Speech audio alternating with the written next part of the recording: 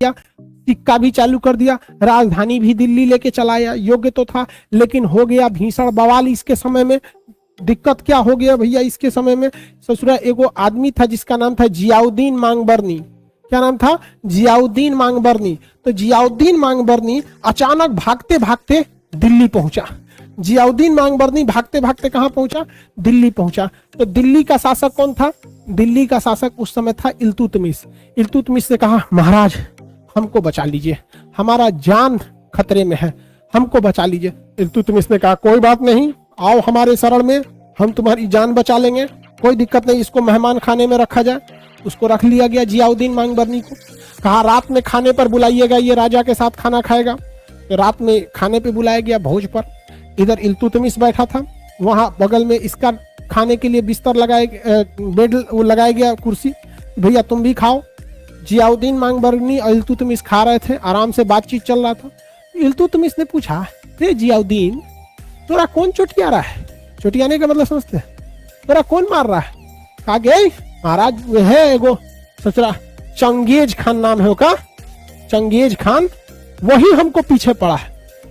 इल्तुतमिश का माथा ठनक गया, रे चंगेज खान तोरा दौड़ाया है? उस समय का सबसे जालिम शासक था चंगेज खान।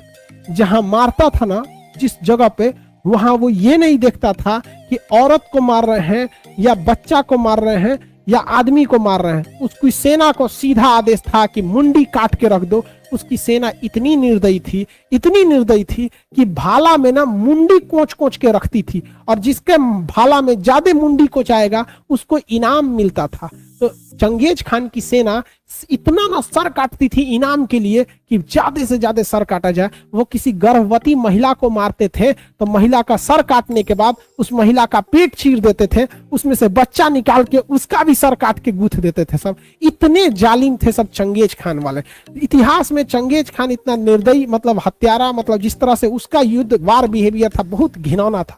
अब ससुरा इल्तुतमिश ने कहा कि रे चोट्टा, वो तुमको दौड़ाया है तो तुम पहले क्यों नहीं बताए? रे हरामी कहीं का, हम मराएंगे। रे नौकर चाकर, एक मुंह में से खाना निकाल, तो रे मुंह में से निकाल, अरे मुंह में से निकाल, चोट्टा कहीं का, हम मरवाएगा, भगा भगा, एक बोरा में रख के भेज दे पाकिस्तान की ओर।